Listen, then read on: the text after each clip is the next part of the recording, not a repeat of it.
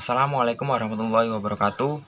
Apa kabar kawan-kawanku semua? Semoga selalu diberikan kesehatan, diberikan kelancaran, diberikan kemudahan dalam mengikuti serangkaian proses kegiatan KKN DR IAIN Kediri pada tahun ini. Terima kasih atas partisipasinya dalam mengikuti kegiatan diskusi online pada siang hari ini. Saya di sini sebagai moderator Dedi Prasetyo Utomo dari Program Studi Pendidikan Agama Islam IAIN Kediri dari kelompok 090 yang didampingi oleh dosen pembimbing lapangan Bu Novi Rosita Rahmawati, Magister Pendidikan. Di samping saya juga sudah ada Kang Adib sebagai pemateri dalam diskusi online siang hari ini. Kang Adib ini merupakan santri tamatan dari Pondok Pesantren Al-Falah Ploso Kediri. Sekarang beliau berdomisili di Pondok Pesantren Al-Amin Ngasinan Rejomulyo.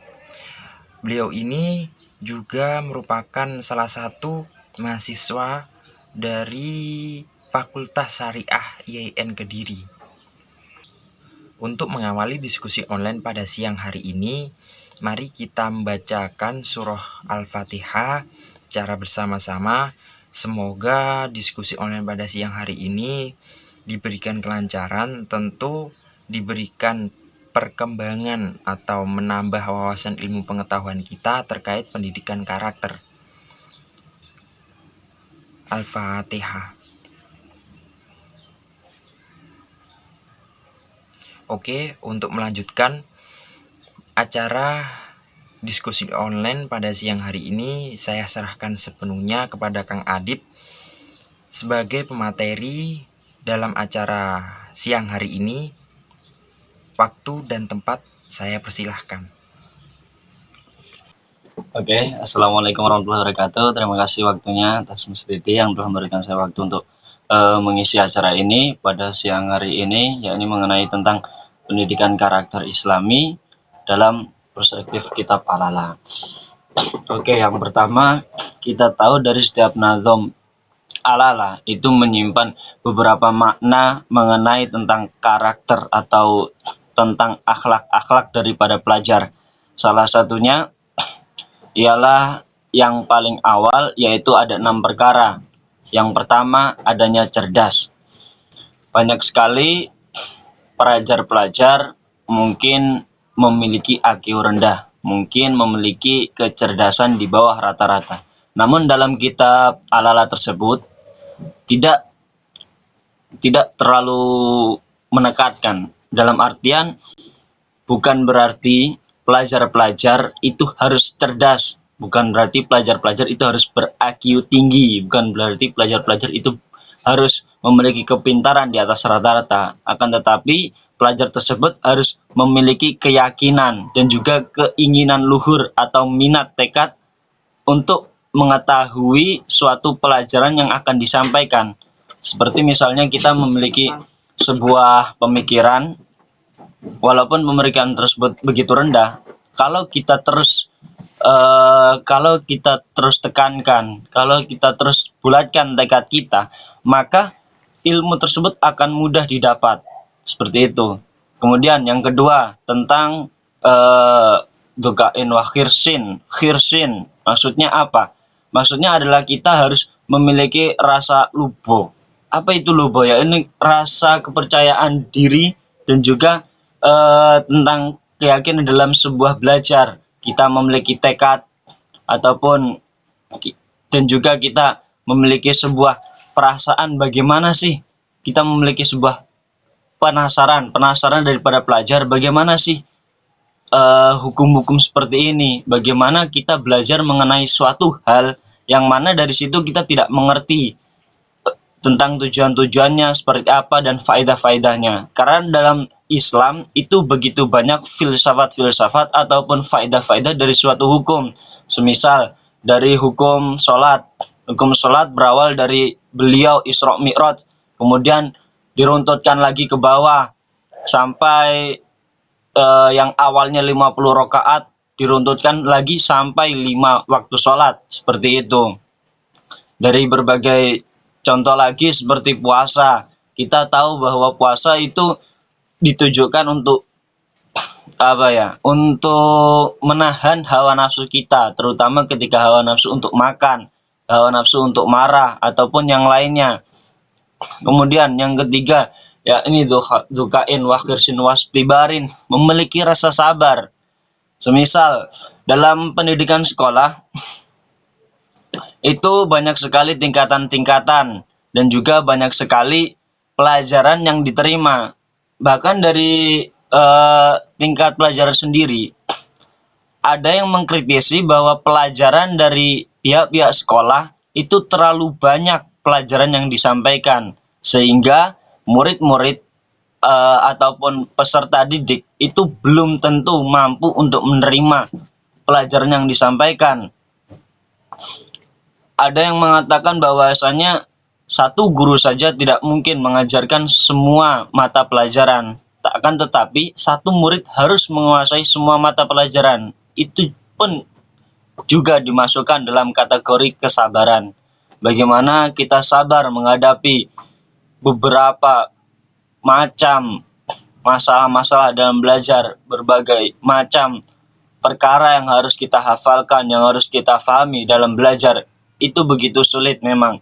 Akan tetapi, kalau memang kita memiliki rasa sabar yang tinggi, memiliki rasa sabar yang kuat, maka kita akan dapat menempuh hal tersebut.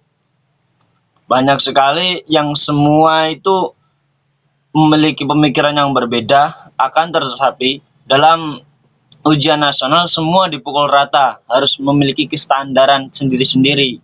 Walaupun kapasitas dari otak mereka atau kelebihan masing-masing mereka itu berbeda, akan tetapi mereka tetap harus dipukul rata untuk menguasai beberapa mata pelajaran yang wajib.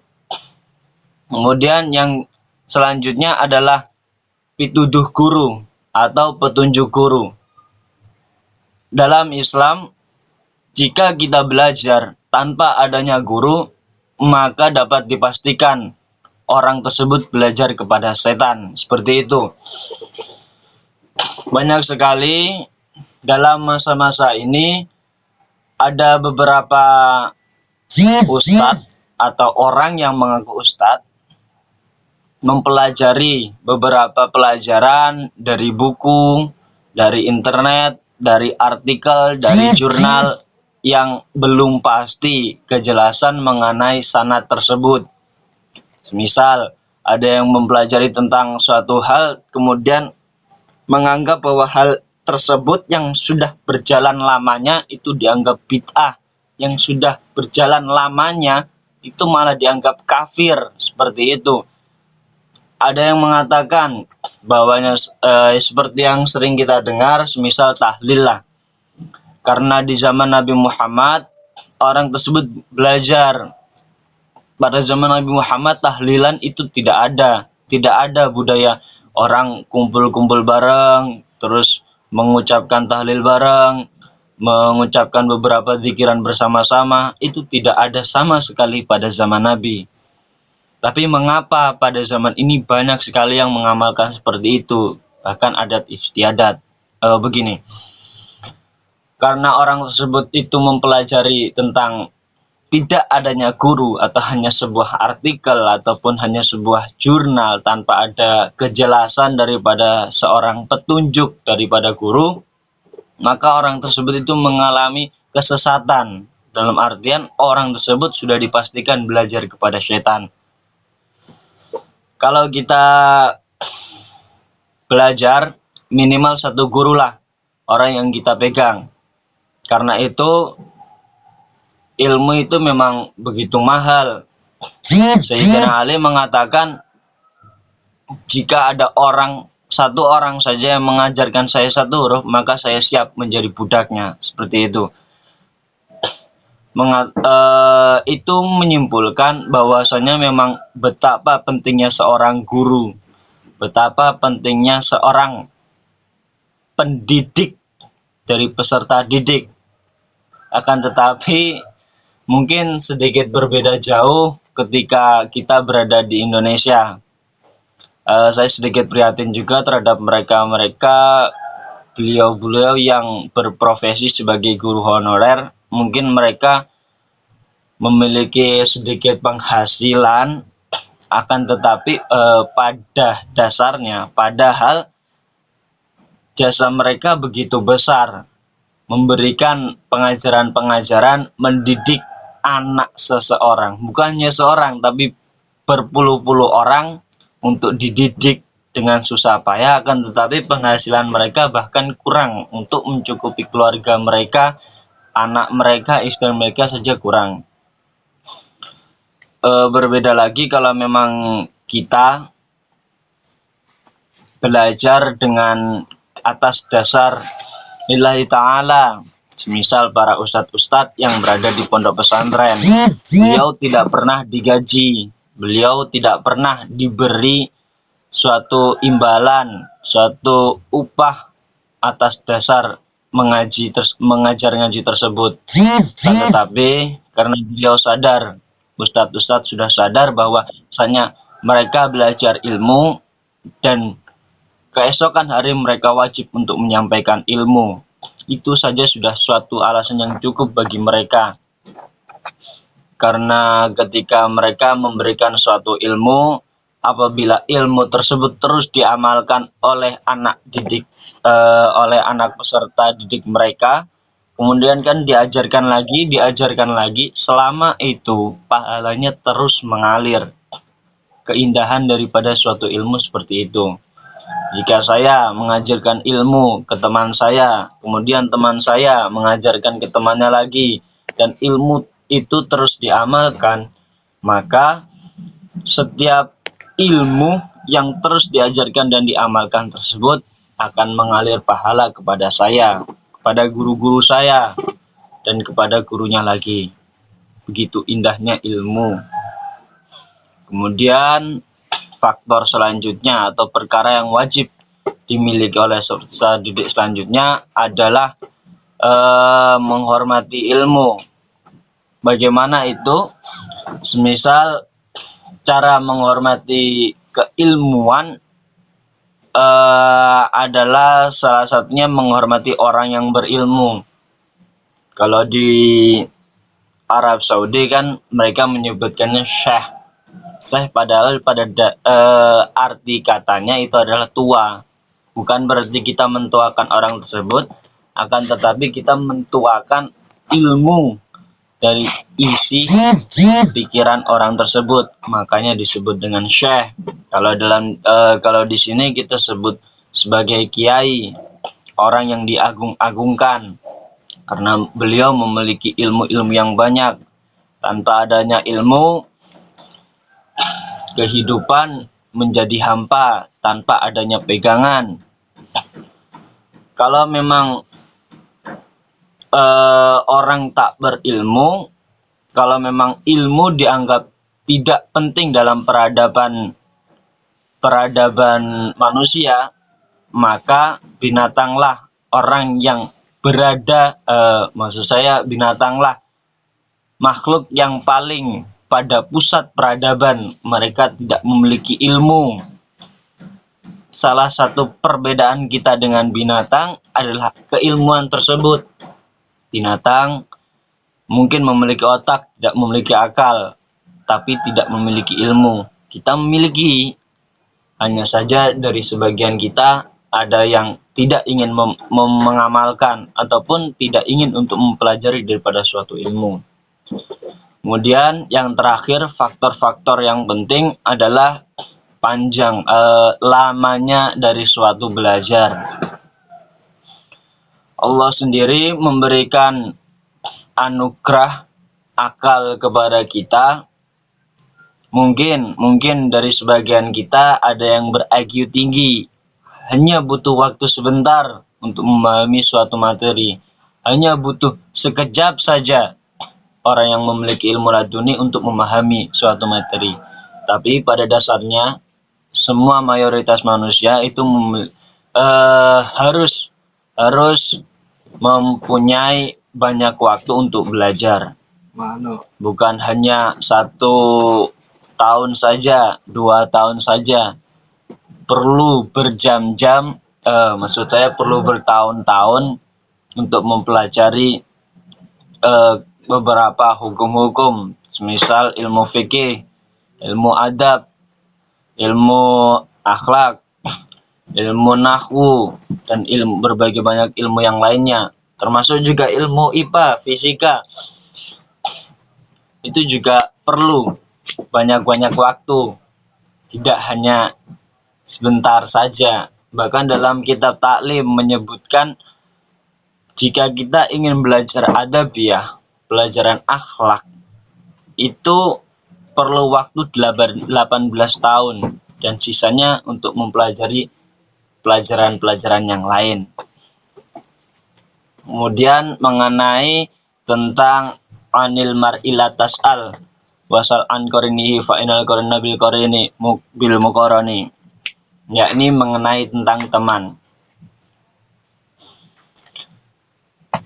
Dari setiap faktor-faktor yang mempengaruhi terhadap peserta didik adalah pengaruh lingkungan, pengaruh teman. Bagaimanapun kalian sebagai calon orang tua, jika kalian cerdas dan menurunkan genetik terhadap anaknya ber-IQ tinggi, kalau memang kalian belum bisa mengatur pergaulan anak-anak Anda, maka siap-siap saja anak tersebut akan tersesat. Kita harus benar-benar cerdik, benar-benar cerdas dalam memilihkan teman untuk anak kita, memilihkan pergaulan-pergaulan. Saya ambil contoh dalam kehidupan formal, yakni sekolah unggulan. Ada sekolah negeri, ada sekolah swasta. Ada sekolah unggulan, ada yang biasa saja. Kalau menurut saya pribadi, sebenarnya itu bukan faktor utama ya, yang kita bahas faktor utama. Faktor utama adalah bukan karena tingginya IQ dari peserta didik yang masuk sekolah formal, bukan karenanya kualitas guru dalam mengajar untuk memberikan prestasi dalam peserta didik, akan tetapi faktor utama adalah pergaulannya. Dalam sekolah unggulan, pergaulan di sana sungguh luar biasa. Jika mereka melakukan kesalahan, mereka akan benar-benar merasa malu. Jika mereka tidak memahami suatu materi ataupun dianggap bodoh, mereka akan benar-benar merasa malu dan mereka akan benar-benar untuk memperbaiki kesalahan mereka, memperbaiki atas ketidakfahaman mereka.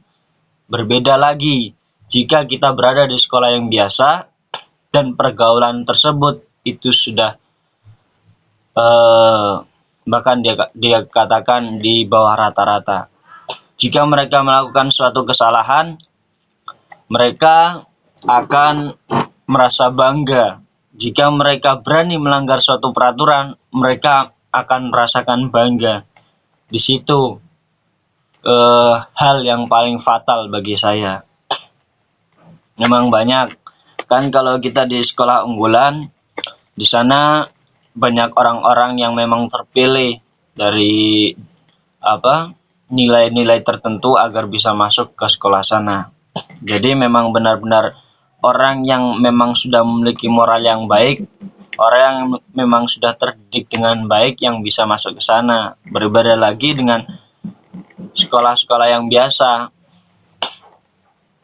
Mereka memang hanya bagian dari sisa-sisa. Dalam artian mereka yang nakal-nakal dibuang ke sekolah sini, mereka yang buruk-buruk dibuang ke sekolah sini.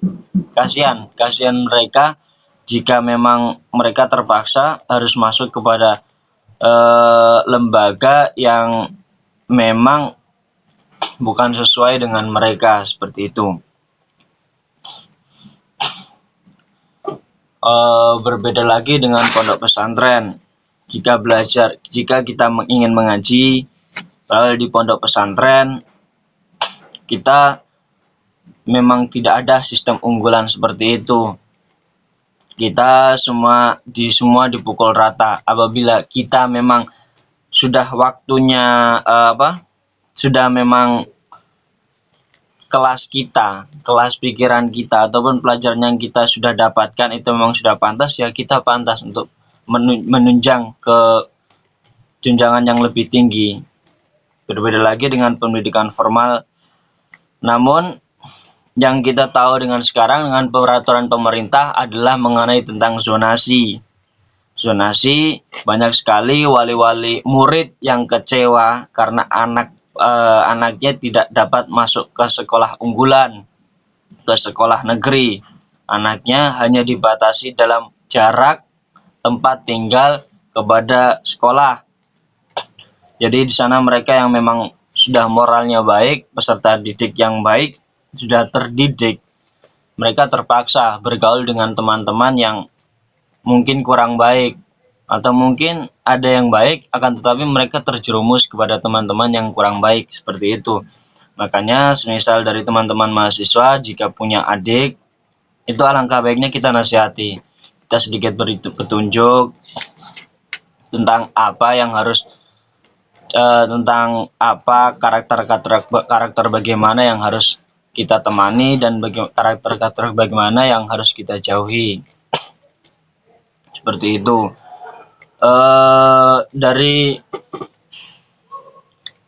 Dari beberapa lembaga pendidikan, memang kalau sistem seperti kita, semisal saya ambil contoh dari teman-teman aktivis, dari sana kan kita, apabila kita karakter kita semisal kita orang polos, kita masuk ke aktivis, ke organisasi seperti itu, otomatis kita akan terbentuk karakter kita. Memang itu semua sudah mengakuinya. Berbeda lagi jika kita masuk ke dalam Unikmor olahraga, karakter kita akan membentuk orang yang semangat, akan tetapi tidak mudah untuk mengkritisi orang lain, kan seperti itu. Semua juga mengakuinya tentang pergaulan itu paling pengaruh terhadap karakter seseorang.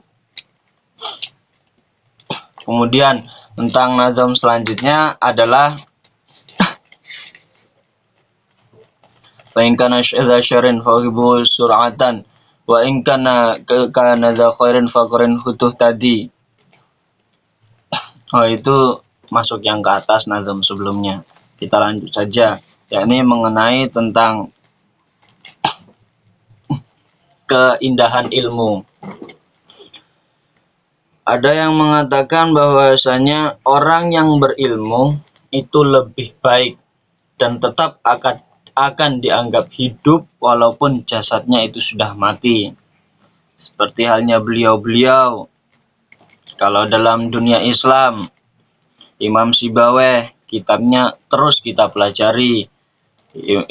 Dari ulama Indonesia, Imam Nawawi, kitabnya terus kita pelajari. Nama-nama beliau terus kita sebut dalam ucapan kita, dalam mulut kita terus kita ucapkan.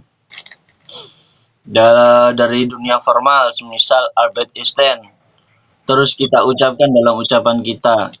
Kita buat sebagai panutan dalam sebuah.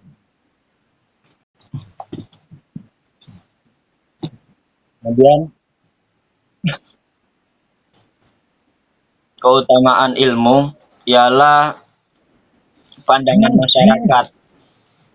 Orang yang berilmu dalam kehidupan masyarakat itu lebih dihargai.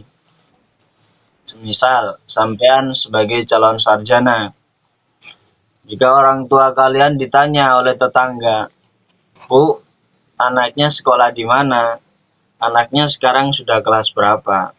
Jika ibu kalian menjawab, "Oh, anak saya sudah sarjana," maka tetangga tersebut tentu akan merasa senang. Wah, hebat, anak ini sudah sarjana. Wah, hebat jika kalian lagi sudah magister. Wah, hebat lagi jika kalian sudah doktoral, ataupun lebih lagi profesor, seperti itu.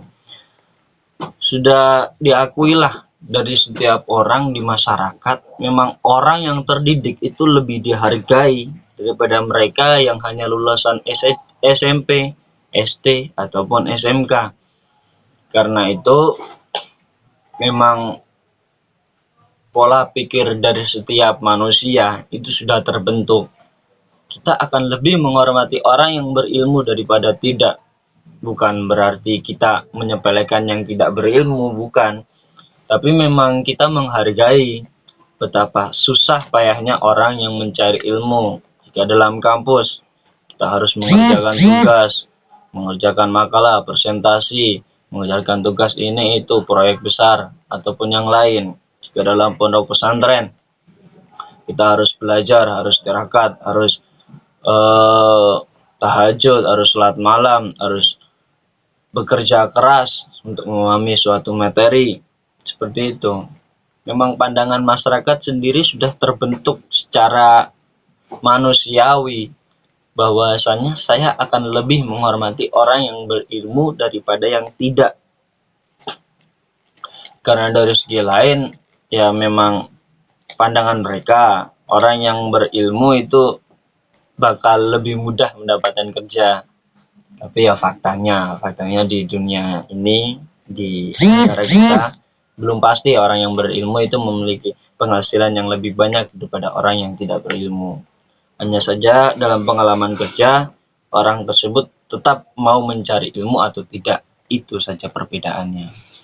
Dan di situ orang tersebut mau tidak untuk memiliki nyali, untuk memiliki keberanian untuk membuka suatu lapangan. Seperti itu penghasilan. Mengenai selanjutnya ialah keutamaan orang yang mencari ilmu fikih. Semua ulama, mayoritas ulama, jumhurul ulama itu setuju bahwasannya kita itu ilmu yang paling wajib kita pelajari, ada ilmu yang paling wajib, yang paling utama daripada ilmu-ilmu lain adalah ilmu fikih. Mengapa? Karena setiap hari, setiap kita bangun tidur, kemudian sampai tidur lagi, kita melakukan hukum-hukum yang ada di fikih. Kita bangun tidur, kita wajib untuk sholat subuh. Berbeda lagi kalau kita bangunnya jam 10 pagi, langsung sholat duha aja. Kemudian seperti itu. Kemudian dari mana kita wudhu, kita sholat, kita wajib. Atau mungkin berpas bulan puasa, bagaimana hukum-hukum kita bulan puasa. Hukum apabila kita terkena najis, kita tidak sah sholat. Maka dari itu semua ulama itu mewajibkan seorang santri untuk belajar ilmu fikih. Dan yang paling utama, dan tahunnya Imam Ghazali itu mengatakan bahwasanya ilmu yang paling penting di dunia ini itu ada dua. Yang pertama ilmu fikih, yang kedua ilmu kesehatan. Beliau sendiri, Imam Ghazali, itu sangat kagum dengan hasil-hasil karya Ibnu Sina, yakni tentang kesehatan. Karena apa? Karena beliau mengakui bahwasanya orang yang dalam keadaan kondisi buruk, semisal sakit, semisal kebugaran tubuhnya itu melemah, itu tidak akan mudah untuk mempelajari suatu ilmu, akan sangat-sangat kesulitan. Secerdas-cerdasnya orang, IQ berapapun, jika orang tersebut mengalami sakit, kebugaran yang menurun, maka akan sangat sulit sekali orang tersebut untuk memahami suatu ilmu. Itu memang kendalanya. Kemudian keutamaan dari ilmu-ilmu fikih sendiri adalah menjunjung kita atau memiliki pedoman, menjadi pedoman kita dalam kehidupan sehari-hari. Misal kita makan, kita dengan ilmu fikih kita dapat membedakan mana yang haram, mana yang halal, mana yang syubhat. Syubhat itu apa? Syubhat itu barang yang kurang tidak jelas antara haram dan halalnya. Misal barang temuan, kita nemu daging di jalan, entah itu milik seseorang jatuh atau memang sudah dibuang, sudah dianggap tidak berguna. Itu dinamakan syubhat. Kita makan, kita butuh fikih. Kemudian semisal kita makan daging, tata cara bagaimana menyembelih agar hewan tersebut halal itu juga fikih. Kemudian kita minum dari perkara yang halal atau haram, itu juga kita butuh tentang fikih. Kemudian kita sholat sudah pastinya kita butuh tentang fikih, bagaimana syarat wajib, bagaimana syarat sah, bagaimana tentang rukun-rukun, bagaimana tentang kesunahan-sunahan dalam sholat, semua kita tahu hanya dengan ilmu fikih. Kemudian mengenai menangani jenazah, kita juga butuh fikih. Enggak mungkin kita bungkus terus kita taruh tanah udah gitu aja, kan nggak mungkin. Semua harus ada tata cara masing-masing, nggak seperti ngubur binatang, nggak seperti nanam bunga cukup dikubur gitu saja, nggak cukup. Kita harus memiliki beberapa ilmu fikih yang memahami tentang keutamaan ataupun syarat-syarat bagaimana mengubur yang baik, bagaimana mengkafani, bagaimana kita bisa sampai sekarang kan kita belum pernah tahu kita akan dikuburkan oleh siapa. Jadi tidak boleh kita tanamkan rasa diri sombong kita terhadap orang lain, merasa lebih tinggi, entah bagaimanapun pintarnya kita, entah bagaimanapun kayanya kita, entah bagaimanapun terkenalnya kita, besok akan ada saatnya kita akan dikuburkan oleh orang lain. Kita akan tetap butuh bantuan orang lain. Nggak mungkin kita mati terus kita kubur tubuh kita sendiri. Tidak mungkin.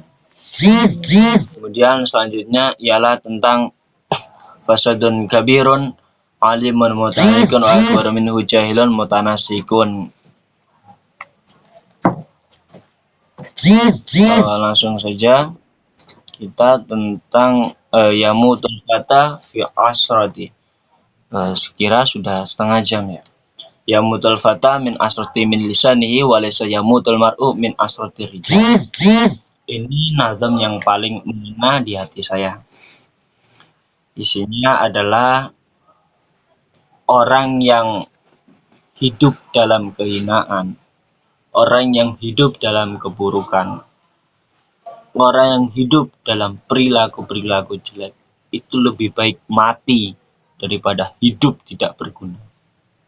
Itu yang paling mengena di hati saya, menurut saya seperti itu. Bahwasanya orang yang jika mana orang tersebut hidup dalam lingkungan buruk, kemana orang tersebut sering melakukan maksiat, jika mana orang tersebut sering teledor, lalai dalam melakukan sholat, kewajiban-kewajiban puasa ataupun yang lain, maka orang tersebut itu lebih baik mati daripada hidup seperti itu. Saya pikir-pikir lagi, apakah kehidupan saya itu memang sudah pantas? Apakah saya itu memang sudah melaksanakan kewajiban-kewajiban saya dengan baik dan benar, ataupun saya hanya melakukan kewajiban akan tetapi tidak berguna bagi orang lain? Apakah saya pantas hidup seperti itu? Saya terus berpikir. Mungkin teman-teman yang di sana, teman-teman yang di luar sana mungkin ada banyak yang tidak memiliki kehidupan layak, tidak memiliki perilaku yang baik, tidak memiliki kemanfaatan dalam hidupnya. Mungkin mereka lebih baik mati. Dalam kitab ini memang disebut seperti itu. Makanya bukankah kita sangat beruntung, kita sekarang masih memiliki pedoman hidup, masih memiliki orang tua yang peduli terhadap kita, terhadap pendidikan kita, terhadap karakter kita, terhadap keilmuan kita. Kita sangat beruntung, berbeda lagi dengan mereka-mereka yang di sana, yang sudah ditelantarkan oleh orang tua mereka, yang sudah tidak dipedulikan oleh mereka, teman-teman mereka ataupun yang lain. Mereka memiliki kehidupan yang memang sudah parah. Dalam kitab ini mereka sudah dianggap sudah lebih baik mati daripada hidup yang tidak berguna seperti itu. Dan cukup sekian, mungkin jika ada pertanyaan bisa kalian sampaikan. Kurang lebihnya mohon maaf. Wassalamualaikum warahmatullahi wabarakatuh.